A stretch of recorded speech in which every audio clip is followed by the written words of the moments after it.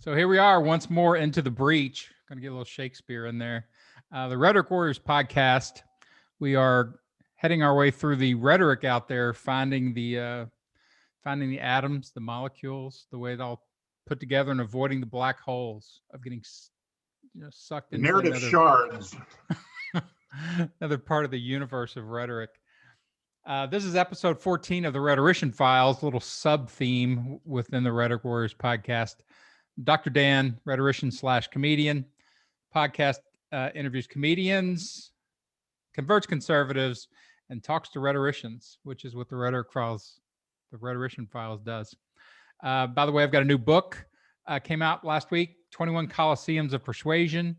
I try to lay out all the software programs available to you should you want to persuade other human beings. Check that out. And we are back once again with Dr. DPayne. And this week we've titled Breaking Bad. This is the Breaking Bad episode. One of the things I like about rhetoric most, that I enjoyed most about it when I was learning about it, was that you get to pretty much apply rhetorical principles of building best messages well, or important messages, to anything. So you can invade anybody's space in the academic universe. You can go anywhere you want. And I've always enjoyed deconstructing or criticizing films and TV and stories. So that's kind of what this is today. We're going to turn Breaking Bad into a bit of a rhetorical biology lab frog and do what we do, break it apart. Well, it's right there in Aristotle in the Poetics, where it comes to the topic of the speeches in a play, in drama. And he says, go see the rhetoric. It's all there. There's no difference in the rules for writing speeches in the plays than there were for writing them for politics. So. Yeah, and I used to have when I taught public speaking, I collected a bunch of speeches from movies. There's some classic ones like The Verdict. Paul Newman does a nice little speech at the end. And you mentioned this before in The Big Chill, the opening oration with the preacher. The eulogy, sure. Yeah, musing about what happened to our hope. I was like Jimmy Stewart talking to the council in It's a Wonderful Life, when he lays out the reason why his dad spent his life building the savings and loan. Yeah. It's a great speech. I always wanted that movie to be renamed It's a Mediocre Life at Best. He never got anywhere. He never got out. He got stuck with a bunch of kids and a bunch of people who, were ready for. Well, it's the flip side of the eulogy in The Big Chill. I mean, he learns to be happy with, living a good life and improving the people around him and uplifting them and loving his children. So you're working both sides of that street. Yeah, I was thinking about it this morning at the gym. It's an okay life, right? The different grooves that you're offered, in modern life to try to excavate some meaning, to try to feel something, and that parenting groove, in that small town groove, like he had the friends and the relationship. You see people trying to glean stuff out of that, and does it give you enough in order to, get up every day and keep going back? Well, I don't want to move us too quickly, but that's a pretty good transition to the motivational framework of Walter White when it comes right down to it, right? There's a guy with brilliant talent who's the brass ring passing by. He's teaching high school to students who don't care. His slacker students are making fun of him because he's working at the car wash after school to feed his family before he breaks bad. I watched the first episode again too, and I've watched that series 3 or 4 times, but I can always rewatch it because it's just so well done narratively and theatrically. But in that first opening scene, I mean, he's basically, to me, a beta or a cuck American who has to go into and become an alpha. Like, he stays beta almost the entire thing. Like, he never really is super aggressive. He keeps running into people that are far more aggressive and alpha than he is. And I think that's one of the reasons why he can stay a hero. But even that opening scene, his wife nags at him and gives him turkey bacon or vegetarian bacon. His son gives him shit. His high school students give him shit. His boss gives him shit. The glove box on his car falls open, so his car is giving him shit. Like, everybody. And so they establish very quickly, like, hey, this is what the American life. It's not entirely subtle. I rewatched the first episode too, and it begins right on his 50th birthday. So Walt is The series is actually in time in 2000. So he's born in 1958. So he's right on that late boomer, Gen Xer kind of blend, I guess. But his wife is trying to produce an erection for his birthday unsuccessfully. But after he kills those two guys and cooks the meth and breaks bad, he's a Superman in bed, and that's the closing scene, right? So it is a masculinizing therapy that he's engaged here. Yeah, for sure. And again, in rhetoric, we go poach, whatever criticism we want to pull into our world. So you've got that masculinity thing. You've got definitely an American story thing. So let's start with excavating the American story. What? Yeah, and Western.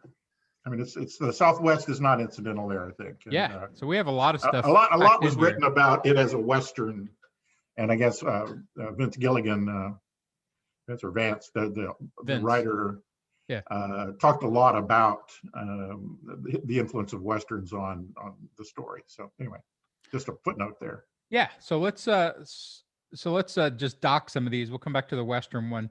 So start with since you brought up the masculinity themes in here, because they're throughout. I mean, he does, like you said, it's very clear in the opening episode. He can't get an erection. He's not interested in anything. Like he literally is the sort of lost sexuality, does not have the virility of a male that he should have, although he's midlife crisis, sure. But then by the end, when he takes action and does something masculine, I guess by going out and earning money by being a meth dealer, then he's now sexually proficient again. And that's the American story, right? You gotta well. It's an American story, yeah. Well, but sure. So what else you get on masculinity in here? So what are the other males? You have his brother-in-law, Hank. Well, definitely Hank is a masculine figure. In fact, Hank is razzing him at the birthday party in the first episode about what a wuss he is. He pulls out the gun that he daily carries. So he's doing all these machismo moves on the crowd there, and says, "Yeah, well, come along on a ride along with us. You'll do something interesting." So he's definitely being put in the shadow there of Hank as a masculine figure. Sure. Yeah, and Hank, if you remember during the series, slowly breaks. Like he breaks bad too. He breaks away from that masculinity. He can't handle it. Like when he gets the tortoise blows up in his face, all the horror of trying to maintain that sort of in his injury, right. And there is this sort of parallel a moment with this, because he's married to the sister, right, where she's also trying to get him up, right, as a way of getting him out of the hospital bed. So yeah, he does have that. Yeah. And his, I guess he's kind of an Ahab type. His redemption comes in the pursuit of Walter White. That failure to close that deal becomes obsessive for him. So. Yeah. So who else we got that's running around as a masculine figure? I guess the son, but he doesn't really have any sexuality. They don't give him any love interest. The handicapped son is an interesting choice there. And Pinkman as the young man, I think is not. Gus is a pretty interesting character. But most notably in terms of the masculine pantheon there would be Mike, sort of the best bad guy in literature as far as I'm concerned. One thing I was noticing, and I don't know whether to flush this too quickly, but I think it fits the masculine theme there, is as with all or most of these Westerns and heroic narratives, and the criminal narratives. I think the Sopranos and the Godfather is kind of the text of all of this, is the honor code, right?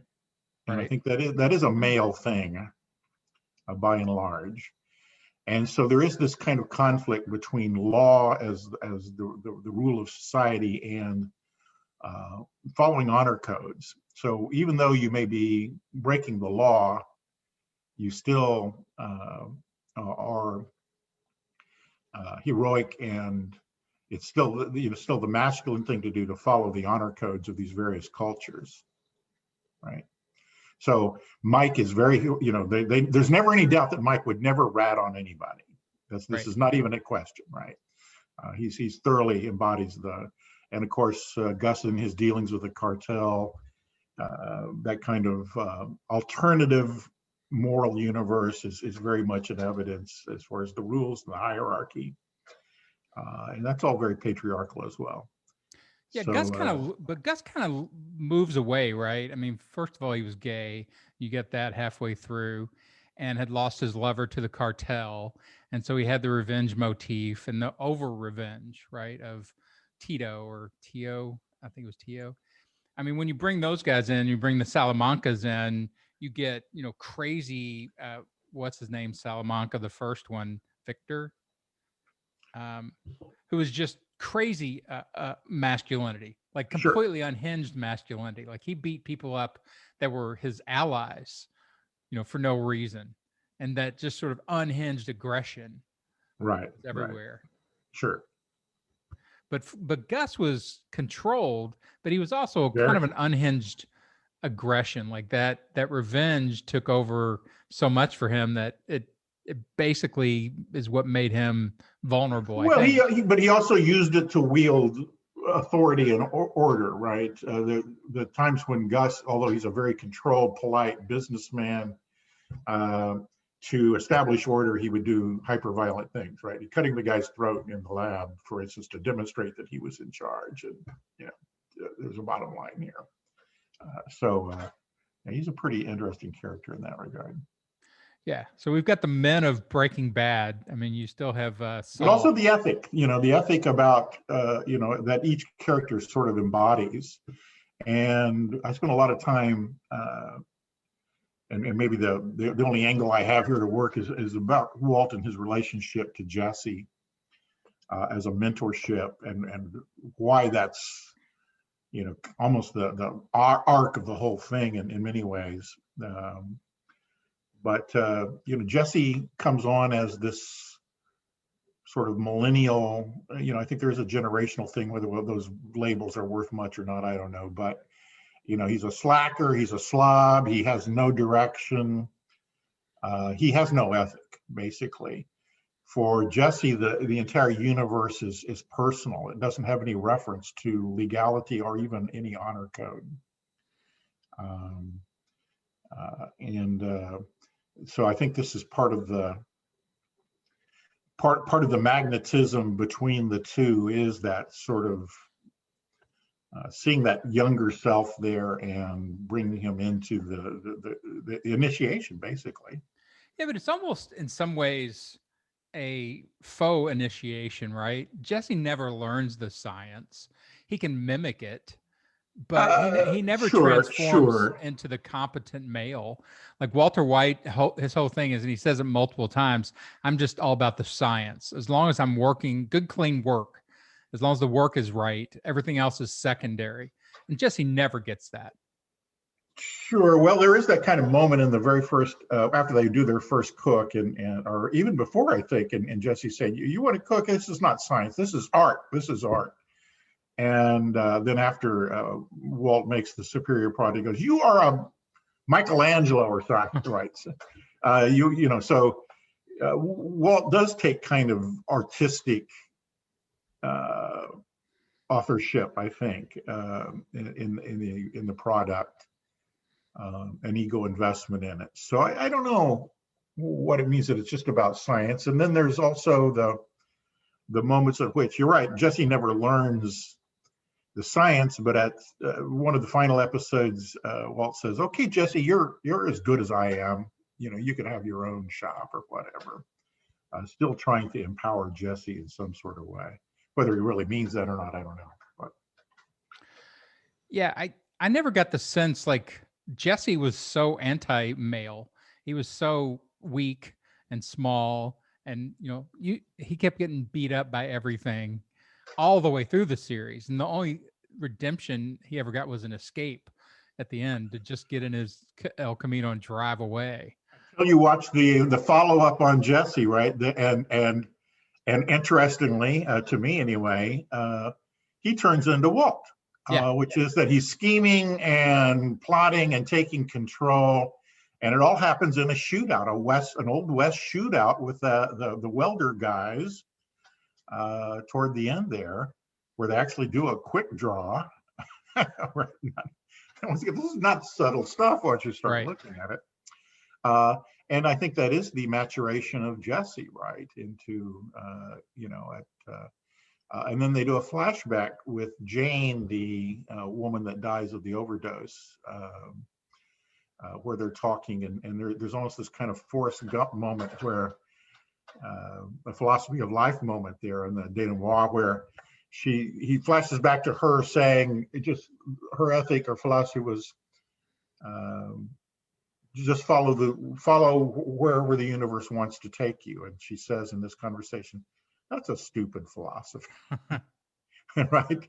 And rejected that premise entirely. And the replacement for that is, you got to make your choices and work toward an end. So there is that transformation of Jesse to maturity and self-control and asserting himself over against the environment. But you're right.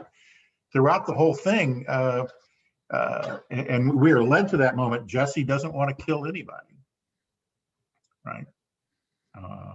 And even that kind of ultimate parental moment where Jesse's working up the strength to kill the guys that killed the kid on the bike, and Walt intervenes and does the killing for him. And that's the first killing we see Walt do. So you're right. I mean, those trajectories, I guess, just to support what you're saying, Jesse is very slow to mature. Yeah, it is interesting that they brought him back in El Camino, and like you said, they moved him up to hero status. Like now but it took the entire movie to do that. Yeah. Absolutely. He doesn't have Walter now, so he's now got to assume all those alpha skills, all the alpha, the ability to kill, the ability to plan, the ability to over scheme other people, to see through the scams and schemes that are coming at him, and all those things that we attribute to this kind of anti-hero that has to be able to survive. Well, and once again, and talk about initiation rites and maturation. When Gus and Mike decide they can't kill Jesse, so they're going to reclaim him and fix him as an addict, they fake that heroic moment so Jesse will gain some sense of that's kind of right out of the tribal playbook, right? Yeah, a safe heroism. And I think that's part of the once again, back to these honor codes. These are tribal kinds of ethics and organizations, and there's a bit of a de-evolution from the procedures and laws and ideas of civilization or society that's set in contrast with each other.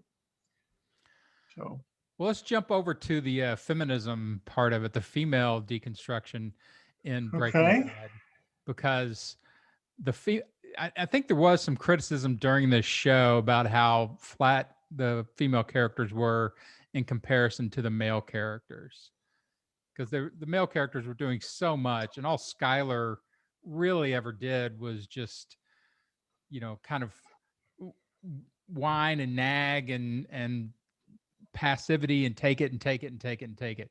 And finally, her big moment was almost a suicide, like walking into the pool because she couldn't take it anymore. So it wasn't a homicide. Very archetypal symbolism too. Yeah. The water. Right. Yeah. And they gave her the white. I think she was in white, wasn't she? Or, some kind of flowing outfit. I don't know. Yeah. And so, like, what's the story of feminism in here? Because it does really play as a hyper masculine text. Well, keep going. I really didn't think about it. Maybe that's against the rules of criticism these days. Because I was so struck with the other components and the genealogy of males there. But you're right. The time that Skylar really throws down is completely in protection of the children. When she pulls a knife on Walt and kicks him out and really puts her foot down, that is certainly one self-determinative moment for her as defense of the children. You're right. That kind of passivity, inability to stand up to this. And her own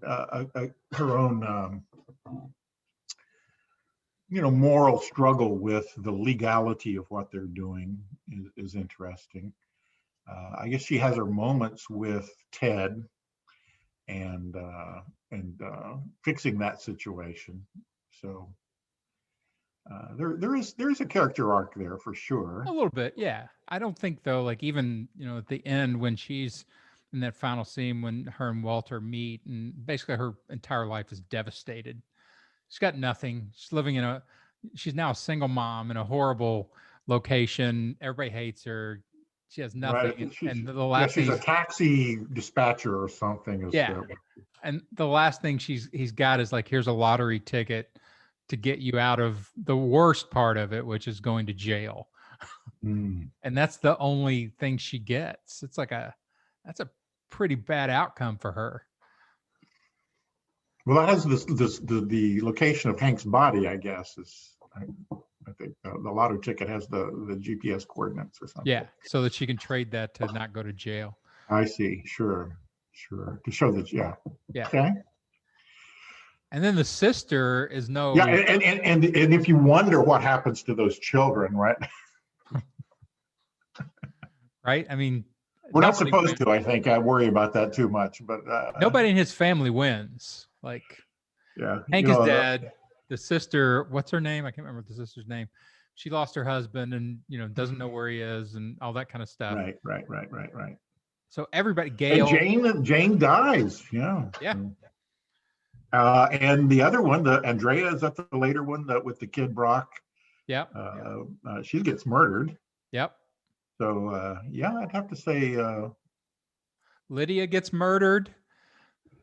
This isn't Wonder Woman. So it's amazing, like when you actually do sort of, I think, that's kind of what's becomes like whenever we were looking at this as a masculine text, and I try to be somewhat aware of this now because I'm so not aware of it. Like almost 45 of my interviewees are middle-aged white guys, but it becomes blaringly obvious. Like, I don't think they really did much. And I saw it like when Mad Men, like when they decided like they got enough criticism, they need to start giving real storylines to the female characters in Mad Men. And it's almost begrudging because it doesn't fit within that sort of hyper masculine. I have a slightly different take on Mad Men because we'll come back to Mad Men in a different. The special Mad Men episode which might be worth it. I do think it's a pretty worthy. So did I can't think of any females that came out well in Breaking Bad. Well, for one thing, nobody comes out well in Breaking Bad, right? It is ultimately a tragic text. Everybody is consumed. The only guy that actually holds it together is the vacuum cleaner guy who's so principled with his rules are so rigid. He seems unflinched by any of this, but. And what his motivation? I mean, he is kind of like a mythic Yoda of some sort. He really has no reality whatsoever. There is, there's no realism to this idea that there's a guy. After he made his first $20 million, why would he even keep doing this, helping criminals escape? There's nothing. Yeah, right. He's just sort of a narrative fixture of some sort. Well, and I think that is a good example too of like the extreme alpha. Like he's the John Wayne, stoic, silent, doesn't, has his code about what he'll do and what he won't do. But he's doing it, like you said, purposelessly at this point. He doesn't need the money. He doesn't have an attachment to Walter White. He doesn't seem to have emotions about it. He's ultimate honor code. At the very end of El Camino, when he kicks Jesse out for being $1,800 short, And Jesse calls him back and says, I'll bring you the money. And he says, your word is your bond. He says, that's right, my word is my bond. So notice how he could have easily taken Walt's barrel of $80 million or whatever was in the, $11 million in that final barrel, but he doesn't. He charges him $10,000 to play cards with him for an hour.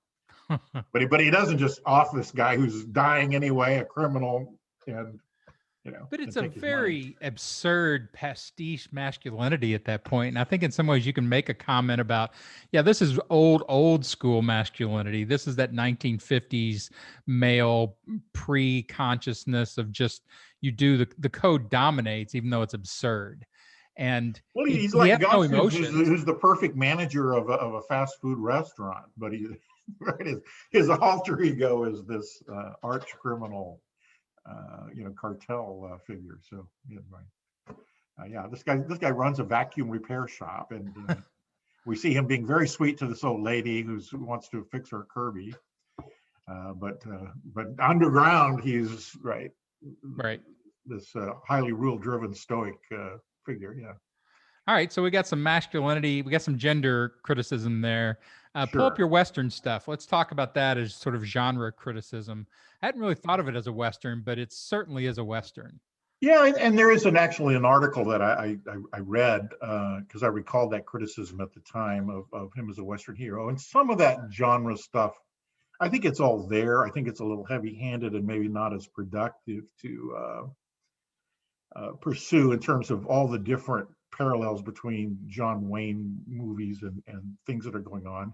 It could well be that Gilligan used a lot of those things, and I guess he himself made comments about that. Yeah, I took that from the end of The Searchers, or I took that from The Shootist, or whatever. That may all well be.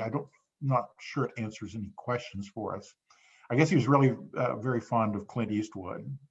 Oh yeah. And so the text got typed as a kind of spaghetti Western ethic, and you can see that.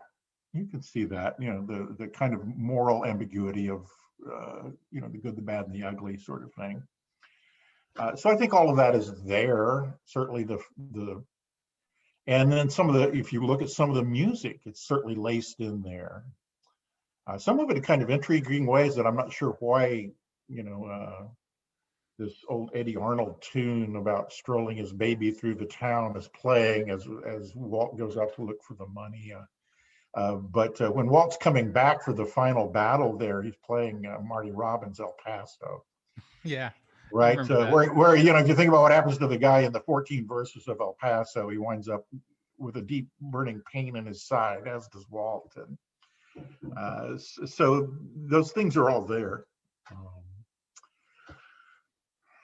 What to make of that, I don't know, except back to the idea of a Western hero. And certainly Walt would be a pretty complex, layered, and that's also part of this dialectical tension between law and the honor code of the Old West, right? And that's something that the Western hero carries his morality with him out in the desert alone. Right. Right. He has embodied it thoroughly, and he lives that ethic. And sexual renunciation is part of that profile, right? His horse is loyal. Women are pretty auxiliary, right? Well, and the Western has the narrative advantage of gunfights to settle things cleanly. Sure. That you don't have that sort of narrative plot structure where it's all building up to this final, like you said, gun battle between whatever the elements are, and then that the hero has won because they've killed off their enemies. And you see this like in Breaking Bad. There's a count. You can go to websites where they count how many people were killed by the basically main character's actions in every action film or TV series. He was responsible ultimately for 201 deaths. Wow. Indirectly, like he didn't kill. I think he only killed like maybe 8 people himself. Directly, if I can count. But over 200 people died because Walter White went down this path. Now, how do you do that and you can see this too, like in the Western, spaghetti Western, even when Clint Eastwood is coming back to the town that's hung him, they're all getting shot. Like everybody, even the innocent ones are getting shot around him because he's this force moving through, living his code, doing his thing. But the tangential collateral damage of death around that character is just enormous. Well, he probably kills at least 8 in that final scene with the 50 caliber machine gun in the trunk of the Cadillac, right? Yeah. Yeah. Okay. But you're right. Well, I think that is, once again, I think that's part of what we like actually about most of these stories is the hyper violent action dimension of them. Well, it's so satisfying when he kills the Nazis in this novel way. Yeah, everybody's like, "Ah, that was a good kill." Sure. Yeah, we don't like those guys. They stole the money, but and I think that once again, there's that kind of beast within logic. That what is controlling the beast within, and revenge in this case. He says they took my life work. This is not they stole my money. I think you pointed out that when Skylar takes him into the storage compartment and shows him that big pile of money, and sort of says, this is kind of it is symbolic. The money has become a symbol of something that has nothing to do with spendable cash or saving the family. It is finally the big achievement, and that's how he refers to it at the end. Is why he wants revenge on these guys. Not only are they faking his product, which upsets him, of course, as an artist, but they took his life work. Yeah. And that's the American, like if we do some cultural digging and laying on of some cultural themes here and go into the American story, the fact that his stack is so huge, like there's no denying the fact that this guy has won in a very difficult, complicated business environment through his own ingenuity and hard work. He has won a stack of. Well, there is that moment upon review, right? The very first few when cans of the story in the first episode, where Walt gets up at 5 in the morning and exercises, and then he walks over to the wall and he looks at this little plaque that says, "Part of the research team that led to a Nobel Prize." Right. I mean, this, and then we go, as you pointed out, into this day of utter obscurity and alienation, teaching school and working at the car wash, and, being humiliated by his brother-in-law, and just demasculizing in every possible way, which leads to his Breaking Bad. And there are points in even the pilot where they lay small seeds of what he's going to be. So he's clearly, to me, he's much more hero than anti-hero. They paint him, they try to get him over into anti-hero. Maybe it's because Bryan Cranston as an actor, it's so hard to take him as evil. Like I never got over there, and I think maybe that's part of the thing that makes it work so much. But even in the pilot, they give him these little anti-hero seeds of villainous technique. Like his first manipulation of Jesse is to say, we're gonna cook, and if you say no, then I'm gonna turn you in. Right from the very beginning, that's treachery, that's blackmail, that's not treating your partner correctly. Like he started with that. So there was a seed in there. And the first flash of anger he showed was before that with Bogdan, and he just went off and knocked all the air fresheners off, and because he was tired of being made submissive by this guy with the big eyebrows. So there were. This is part of our modern hero, though, and I don't think anti-hero does quite get it. I think that's too easy. These are morally complex, divided characters. They are layered for a reason. But I think you see it in Tony Soprano. You see it in The Godfather. That family is this ultimate value, and that is never for a moment. That still shows up, despite the fact that he has already confessed that this life work is about himself, about achievement, about vindication, doing something special with his life. I think in the the El Camino, they flash back to this manufactured scene with Jesse saying, at least you didn't have to wait until you're late in life to do something special. This is after the first cut, right? So all of that being said, and his confession to Skylar when he shows up at the end, it wasn't about the family, it was about me. It was about me. All of that, we never really lose the that he's doing this, that family is this ultimate value. And the scene where they're going to shoot Hank, and he offers them his $80 million not to kill Hank because he's family. And he's a brother-in-law whose only goal in life is to put him in prison. Right. Still, Walt is willing to I mean, that value is not shaken there. And not to go too far down that path, but Tony Soprano, despite the fact that he's a criminal boss and a sociopathic murderer, he just wants to be a good dad and deal with those snotty adolescent children. So these are not monolithic characters in that regard. So evil is not, and I think that's just something that we like in our contemporary literature, just these morally ambiguous critters. And maybe that's a little more realistic. Another kind of footnote to the Western genre, somebody has compared Walt to William Money of the Clint Eastwood Unforgiven, right? Academy Award winner in the early 90s. I used to teach that film. But the same kind of thing. He's given up his life of crime. He's just dirt farming and trying to be a good guy, but one thing leads to another, failure at that and violation by somebody. And all of a sudden his heroic bad guy character, right, has to be vindicated and stuff. We got to vanquish evil. You got to take things into your own hands. Yeah, I guess it's at a certain level, like the evil has to be, dealt with, or it's not satisfying as a narrative either for the audience. Like, I think, again, one of the things Breaking Bad does really well is that it deals with its evil characters.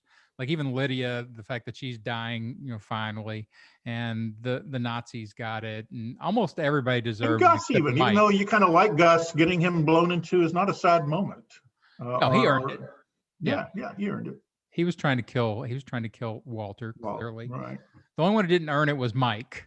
That's right. We do feel bad about Mike. That's right. And I think as you look through that, the only character that Walter killed that had some type of non-justification to it was Mike.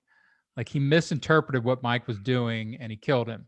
And that was the moment where you're like, oh, okay, Walter has to die. There's no way to redeem him off of that murder. Like every other murder he had, there was some redemption. He could get off the hook. But that one, no, you couldn't. He had to suffer for that. I think, like, the heroes have to. Do even the heroes have to suffer? Like when they make a big mistake like that? I guess that's a tragedy. I recall from that in the Shakespearean tragedy, if you kill somebody before the third act, you must die before the fifth act, right? Yeah, because you've earned it. So we know. No, you're right. When Hamlet erroneously kills Polonius, isn't it? That the Shakespearean audience knew he was going to die. Yeah. He can't survive that. Yeah. That was a mistake, right? That was a mistake. So, yeah. Well, haul it back over to, since we talked about therapeutics last week, like you talked about the psychology built into this. There's so many psychological themes built into Breaking Bad, but the one I started with was sort of breaking it into, the negative psychology, avoiding dissonance, escaping dissonance, and the positive psychology, going after some type of utopia state where you can be happy and safe and all those things. And Walter talks about this constantly, about the fact that, what's right, what he's trying to do for his family, all these type of things. And psychologically, he's trying to get to a state where he has some type of psychological achievement as a man so that he can avoid all this dissonance life that he's had. And like gray matter is the ultimate one, right? That becomes like the biggest failure he's ever had in his life. The fact that he was used by these people. He gave away his birthright. He gave away his American dream, his American success. And if you look at the only, I guess, success that he did hold on to, in a way, was forcing them to give $10 million to his son and daughter sometime in the future, and engineering a way to make that, to actually deliver, at least to those kids, the American success, which is the Well, money. it would have been a troubling loose end to me for him not to be able to get that money too, right? I was worried about that. But you're right. When he's in New Hampshire and he's in the bar listening on TV, and Gretchen and the partner are being interviewed, saying, "Oh, he really had nothing to do with our company. Really, his only contribution was to the name of the company. Other than that, he really didn't do anything at all." And that's when Walt decides to go back. Really, that's an intolerable public identity, right? Yeah. And of course, we're set up for that standard criminal psychology, right? When the guy brings him the stack of newspapers and he immediately digs into it and starts reading, for his own story, right? That's that's kind of a standard component of the Old West. Gun wants to know what his reputation has become. So. Well, and his victories, if you look at the victories that have been important to Walt, he's had tons of them throughout the range of the series. He keeps beating villains. He keeps making more money. He keeps moving up. He keeps his product good. He becomes the boss, all these things. And he has to have that victory as well. But he keeps losing his family. At every one of those turns, he loses a little more family. Right. Because and maybe that in some ways made it work. Like Skylar was such an unattractive partner. Like he kept saying, "I've got to keep my family." And then I'm like, why? I mean, it wasn't like she was some type of perfect human being. She was just a very standard kind of housewife character. I'm not sure she earned the kind of devotion that Walter had for her, other than the fact that she would have been another failure if he let that go. His marriage would have been a failure. He would have been a failure as a father. And his avoidance of failure was such a strong theme in everything. He couldn't take any more failure at all. And all of his scenes get driven by that motivation. I think you're right. And success is the only antidote, right? Yeah, and success is success. And there are trade-offs, or we wouldn't have drama and conflict and interest. But yeah. Well, and that is the big stack success, right? That's the ultimate, right there in front of him, $80 million or whatever it is. He's like, I am now validated. Nobody can take this away. But notice Skylar is not willing to sign on to that, right? She, at that exact moment, standing there with him, going, "I don't know what it is you want." He says, "How much is there?" She goes, "I have no earthly idea." Yeah. Right. Well, he didn't. I'm not part of the corporate successor. She's happy running the car wash and protecting her children. This is Skylar. So, but there should be like an American Maslow's hierarchy of success, because he clearly, that money is at the top. It means he wanted that money and he gave up everything else. Like she's sitting there and she's completely listless at that point, right? She has no emotions anymore. She's completely drained by his pursuit of success. And she's like, "Is that enough?" And he's like, you can see, he's like, "Yeah, basically. And now I'll just deal, with the rest of my life. But I did what I had to do to be a success." So everything else after that is kind of denouement. It's like, you're going to watch him die and lose everything, but well, you asked about the time I turned Maslow on its head and turned it into the funnel of failure. In a way, that's happening right there, right? That Maslow's hierarchy becomes the slow dripping of success out of the system, right? Well, because you neglected the other things that. I mean, when you think of success, especially narratively, I guess the characters are always chasing success, and they can't get to success until the very end, because that's the narrative structure. I used to, when I taught screenwriting, I would try to explain to people the mainstream American film structure. The genius of it is always the character at the end in an American story they don't get what they wanted. They get something better. Like that's why it's more satisfying. They kill off all their villains, yada, yada, yada. But they were after this thing, and it's like, I didn't get that, but they got something even more transcendent. Like Forrest Gump. He wanted to not, his ultimate want was not to be mentally dysfunctional. And so at the end, they literally give him a kid with the same name who's the smartest kid in his class. So if you're trying to write screenplays, I just tell people the only way to satisfy mainstream American films now is that the main character gets something even better than what we're pulling for. And so in some way, Walter got there because it was so much money, and everything else was pale behind that. Like that was the big prize. He lost everything else, his life, his friendships, his just everybody. But it's like, Right. he's rich. But that's part of the tragedy there, I guess. That final scene, where he's vanquished these people who stole his life work, and he's going to die, so that struggle is over. But he's hugging the big tank and looking at himself, and in it, that's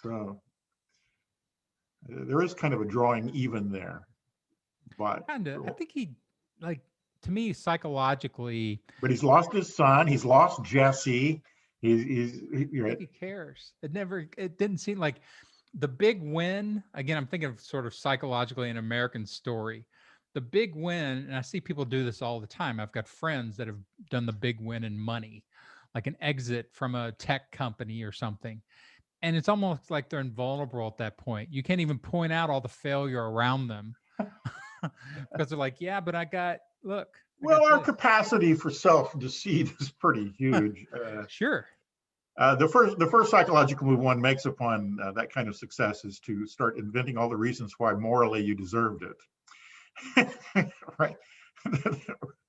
I have greater talent. I am a better person. That somehow legitimizes that fate selected you for this, right? So, do you think the title's right?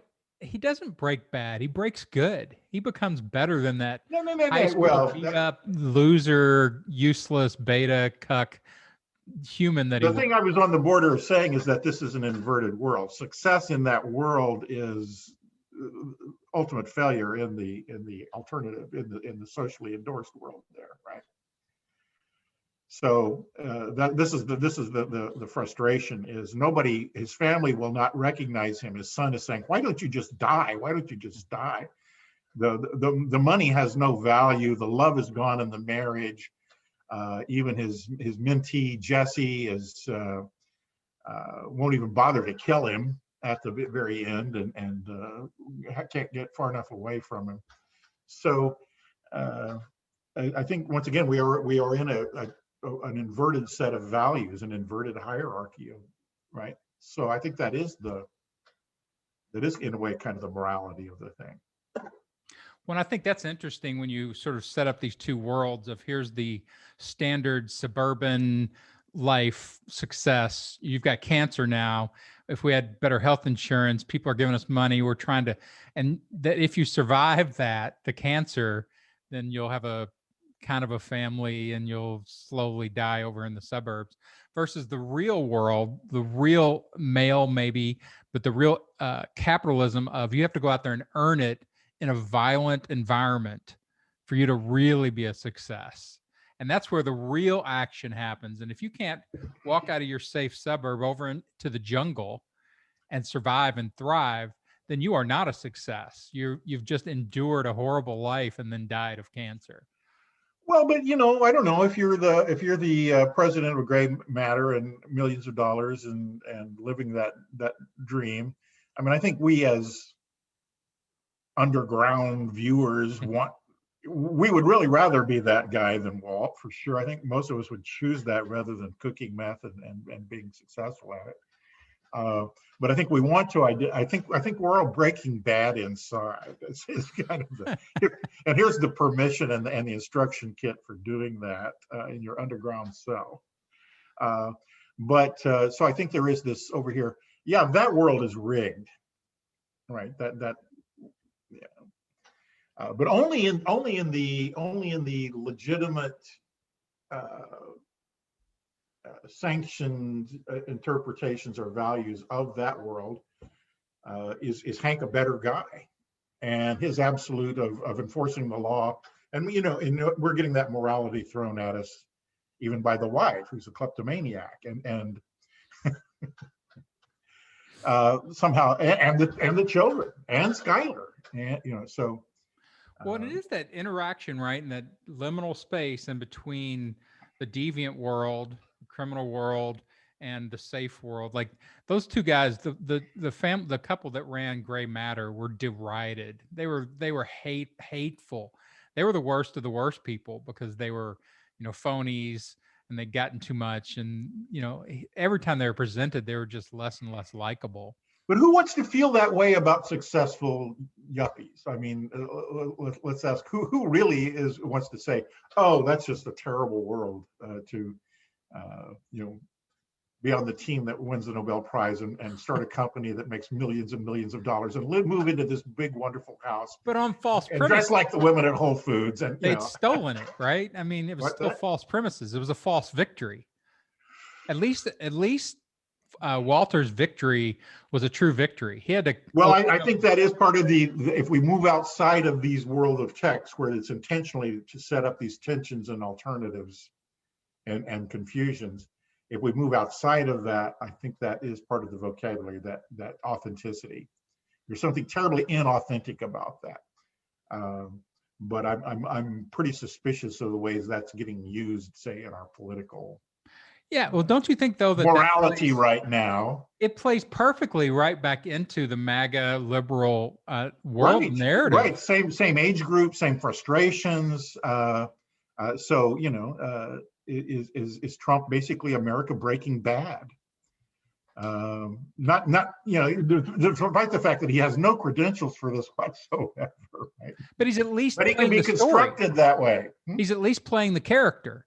He's at least taking the role. Nobody else is taking that role. Trump is to that character the same way Bryan Cranston is to Walt. Yeah, he doesn't fit, but everybody wants that character slot filled, and they'll take an inferior filler. But the motives that are being exorcised by this, the same frustration. I'm stuck in a dead-end job. I'm 50 years old. That the game is rigged against me. Look at those do-gooder liberals in their nice clothes and their expensive houses, and all this seething anti-boomer rhetoric around that would make it seem as though everybody born in these years were, somehow inherited that lifestyle, which I quite assure you they didn't. So, at any rate, yeah, I think there is definitely a parallel there. I think, and what we're looking at the years of the show, 2008 to 5 seasons to 2013, so it almost overlaps perfectly with that movement. Yeah, and I think it's a great narrative text to center that stuff when you try to explain, because most people I know that are rational thinkers and that don't really do deeper sort of sophisticated breakdown of texts and cultural movements, they have no explanation at all for MAGA.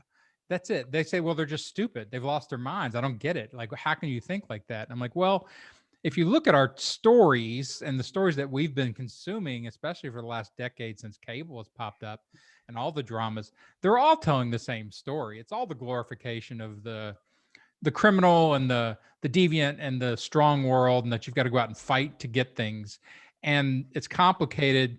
The heroes are complicated, but we've learned the anti-hero, I think, more right now in this culture than anything I've ever seen. Like almost all of our cultures. I would also want to return the frustrated masculinity into that bundle. Yeah. And look at the 2008 on the downward mobility. I mean, they couldn't have timed this better, really. I had a friend who this is my richest friend, and he's worth, I don't know, multi-millions of whatever. He's been in finance for a long time, but he's starting to post on Instagram. He can't stop himself. He's got tons of money. He's sitting on top of Walter White kind of money, but he can't stop himself now wanting to impose himself on the culture in some way. And so he posted a thing on Instagram about, it was just a little cartoon meme of a professor pointing at something that says, take out loan, pay back loan, and going after the whole paying off student loans thing. And I just sent him a little note. I'm like, hey, very nuanced take. And he won't respond to it. But that clarity of two worlds, clean, clean answer and narrative giving you that, even if Walter White has to fight and fight and fight and fight and fight, he still fights through and gets there. And that's what's ultimately, to me, satisfying about Breaking Bad. He does win the American story. He loses the family story. He loses all this other stuff, but I think he wins the masculine story of the narcissist ascending to the top and all the bodies are just around him, who has got money. Yeah, I mean, we can call it a tragic tale, but I don't see anybody feeling bad at the end of it, or the catharsis of probably, there's a kind of a cathartic moment when he kills all the skinheads there at the end, but and maybe a kind of a sadness of but that's also because it's in story world. But well, and I think Jesse escaping and the wildness of his escape was the catharsis. Sure. So Walter died. Sure. Walter had to die, but if Jesse had died, I don't think people could have handled it.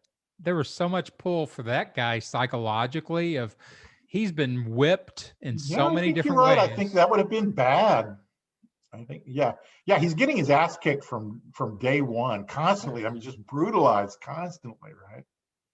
And I think it's like I said, I kind of went at my viewing this time thinking about our talk with following Jesse rather than Walt. And if you follow Jesse as a character and an object of identification, confused, no place to go, all losses are just personal, right? If it doesn't come in his orbit, what do you do when you make all of this money? What are you struggling with? The hypocrisy of the adult world. I think Jesse's maybe the more profound character in some ways. Well, it's interesting psychologically. They're kind of the same character, right? They're split sides of a psychology. In that Jesse's always getting beat. Always. He's always losing. He loses the entire thing. Even when he wins the money, he loses because he can't, enjoy the money. Whereas Walter's always winning. Even when he temporarily loses or gets, a setback, he almost always wins. And so you have that duality of those guys always together. And I think if they didn't have that, and I've seen this lately, like even in Peaky Blinders, a couple of times when Thomas Shelby got his ass kicked, got his skull fractured and things like that, it bothered me. I'm like, I don't want to see my Superman getting that beat down. But Jesse, you can beat him as much as you want. And it's like, it's just Jesse, man. Brutalizing your inner child. Yeah, right? Jesse is the inner child. Well, and the innocence and the fact like his self-esteem is very small needs. Like he's Captain Cook at the beginning and he throws chili powder in there and he's got plenty of self-esteem. It's like, yeah, I'm doing great. Yeah. And Walter comes in and is like, you are not even close to having self-esteem, and just starts tearing him down from the very first time. It's like, I knew you wouldn't amount to much, but meth cook, and just went after him. And just, if he couldn't keep him in that non-self-esteem loser space, then I think Walter doesn't earn, in some ways, his constant victories are too much. Well, Jesse is a very Holden Caulfield kind of character in that children are sacred here. They're doing violence to children is an absolute. That's the only warrant under which he's willing to kill as he goes into that first situation. Other than that, and killing, period. And that's what he, at every turn when he's had to kill, or they are responsible for killing, especially the child on the motorbike, right? That's when he's out. So there is a moral bottom line there for him. And of course, Walt is quite the social product, which is that, or the hero product, which is that killing can be justified by. Right. These are the warrants. And of course, every Western hero does that for us, right? I always use the kung fu example of, he doesn't do violence, but every episode he kicks somebody's face on. The difference is that in every episode we learn the moral reason to kick somebody's face, right? And then for every John Wayne episode, he's not a killer, but he kills every episode and we learn, he needed killing.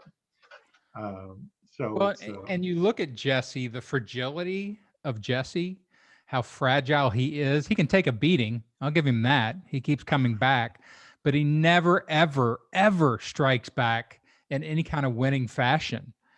And even like when him and he finally has sort of detached and goes after and has a fight with Walter when Walter tries to bring him the money. And, you know, he's clearly psychologically out. He's gotten so much alienation, so much suffering. He's not there anymore, but he still doesn't win, you know? And so I think of the fragility of his masculinity and the fact that he never does ascend into the boss position until, like you said, in El Camino at the very end. Therapeutically, we'd say he's in a lot of pain. He's in a lot of pain. But that's the male story. Like they always get into a lot of pain and they still win, but he never does. I think that's right. But that's part of the motivational component of Walter White, is to continue to drag Jesse through this, right? Through his own solutions, through his own formula for success. It's an interesting compact relationship there.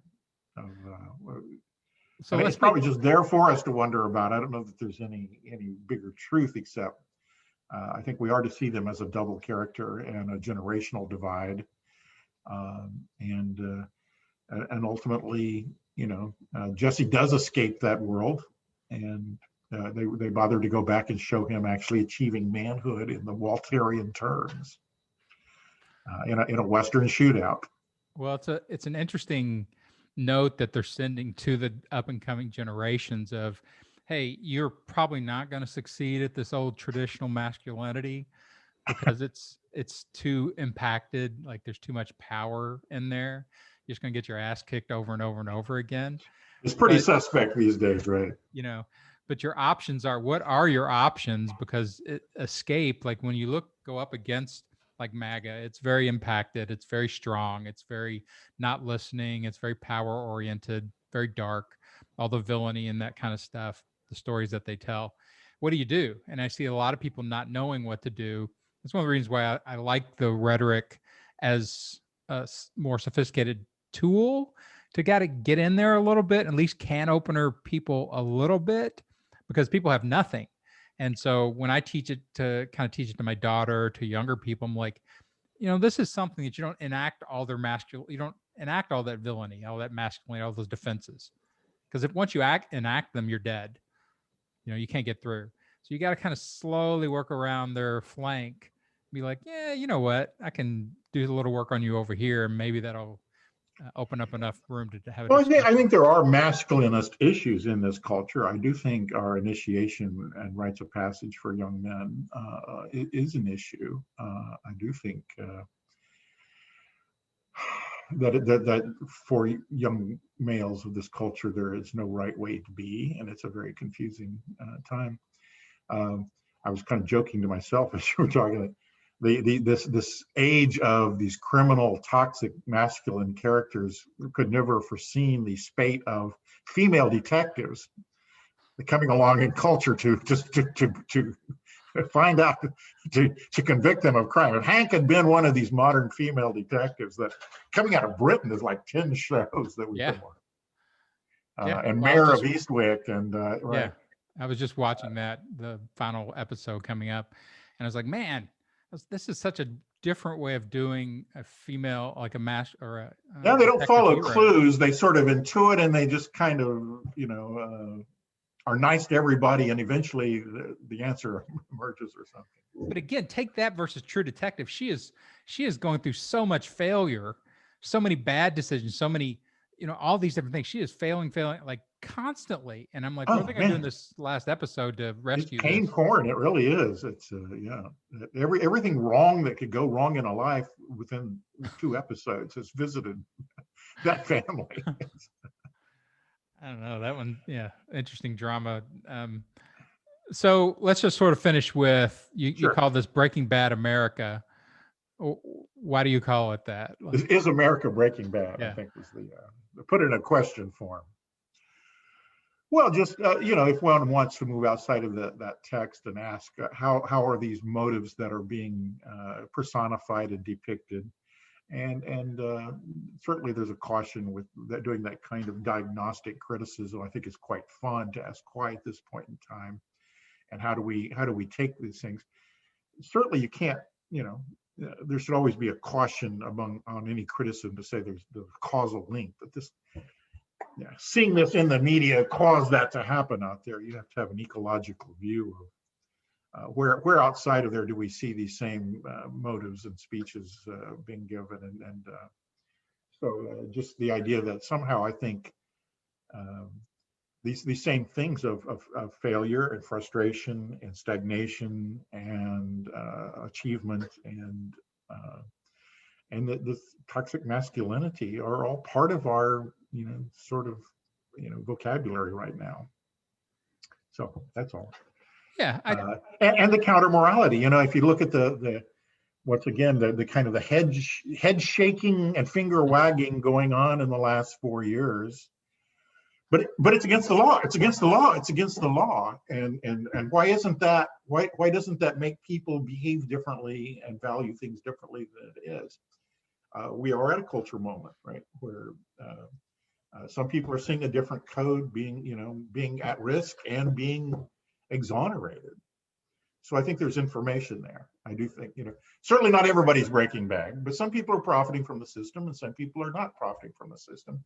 And this is one kind of dramatic interpretation of how people who are not profiting from the system see the way it is stacked and what the possible responses are. So I do think there is something in that kind of traditional, I hear this is authentic, and the people in the Democrats and Biden and the Hillarys, they're not authentic. They're manufactured by this system that's keeping me down.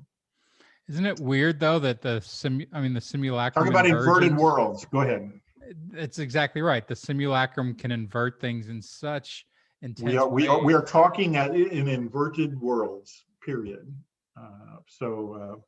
A drama that sort of characterizes that inversion and at least gives us a glimpse into the coherence of that motivational worldview, I think is instructive. So when I try to tell people this, I think it's a little fast for most people to get there theoretically, but if you just take logic out of it and just impose story on all of the politics, you'll be a lot more able to understand or get to a place where you've at least got a understanding where you can be comfortable of why people could believe this. Like just the big lie and trying to establish that there's a villain here. Like they don't have a villain right now. With Hillary, they had a villain. They gave her a crime that they were able to make stick. She'd been around for a long time. She was vulnerable to certain attacks because of being female and being, elite and all these things. And they can't make that stuff stick on Biden. They need a villain. And once they find a villain, that's when they get dangerous. Once they find a crime and a villainy, then that's when they get dangerous. And that's they'll borrow it. It's systemic liberalism now, right? Systemic liberalism. But that's still an abstraction. That's not a concrete villain. Sure. Yet. Well, but wasn't the guy putting his feet up on Nancy Pelosi's desk and stealing her? Wasn't he breaking bad? Wasn't he feeling that? Wasn't the QAnon shaman? Wasn't he breaking bad when he stood up with his headdress up? These people were breaking bad, right, and feeling good about it, and they still do. Once again, this alternative inverted world. So once again, on the other side, going, but that's illegal. That's illegal. My whole thing was like, quit trying to fight story with logic. That's a bad battle. And this again is the 21 Coliseums thing. Is like if they're telling stories and that's where they're winning, you have to move over to the story Coliseum and win there. So take that guy, the shaman, and retell his story, which they did some, that he's an actor. He, lives with his mom, all this type of stuff of trying to take control of that character. Well, and his lawyer trying to blame it. Right. Yeah. Yeah. Trying to blame Trump and all that kind of stuff. But I want to hear it from the shaman that he's contrite and sees the error of his ways. Hearing it from his lawyers, better call Saul. It's really, right. It's not much. It's better call Saul. Well, and we didn't really talk about Saul, but Right. I watched the whole Better Call Saul series and enjoyed it. It's a trifle compared to Breaking Bad, but Saul's an interesting character because he's the only meta character in there that's completely outside of all of it. And is like, I'm just playing the game. I don't care whether you go over here, you go over here, you go over here. I move around and play the game. So he's got a meta-ness about him that is just super refreshing as a character because he sees the board. And almost Sure. nobody ever does in dramas like this, is why they don't know what to do. But Saul sees the whole board. He knows what to do everywhere. He doesn't have the power or the kind of masculinity to make it work. He's still at the behest of the alpha males with guns, but he sees the board. Well, if we reduce this tension to crime versus law, I mean, he's both, as is Mike, an ex-policeman. We never really learn what the backstory there is,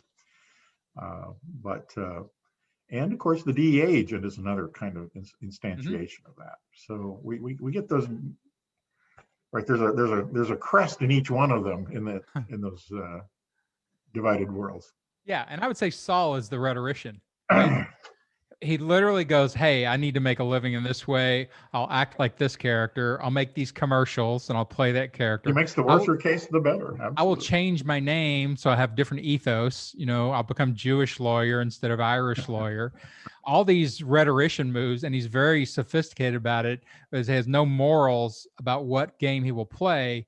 He just looks at the board and goes, oh, this is the script I need, and he delivers the script. And he does it over and over and over again across a bunch of different worlds.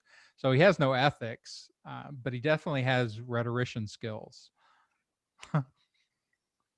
Even the very beginning, when he's talking these guys out of shooting him, or when they put him, he's like, are you these guys? Oh, I thought you were these other guys. I thought I was dead. Like this, just give me $1 and you can say whatever you want to me.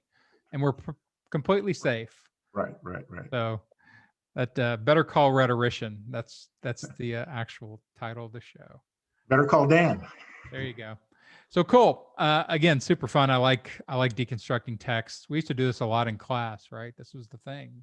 You love to bring up movies and find things that everybody had read. A long time ago, I gave up on literature, right? Yeah, there's no hope for literature. But TV and things like that, yeah. Even my kids go back and watch all these texts. So there's actual cultural literacy here of absolutely Breaking Bad. They won't watch The Sopranos; it's too slow.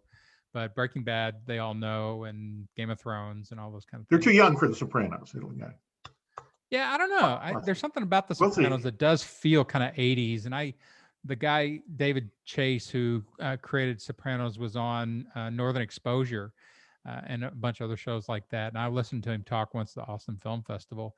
And great storyteller, great writers, and all those things. Like the core of their writing staff has driven every great drama that and just moved around on the staffs. Robin and somebody Green, I can't remember their name, Mitchell, I think Green or Burgess, but he was talking about it, and he does have an 80s aesthetic from like Northern Exposure and maybe 90s at least, and you can feel it a little bit. It's a little draggy compared to like Breaking Bad, which has a very strong, I think, modern aesthetic. It moves fast. Stories have a lot going on. Well, back to Jesse being maybe a more central object of this drama than we think. Yeah. Yeah, there's no.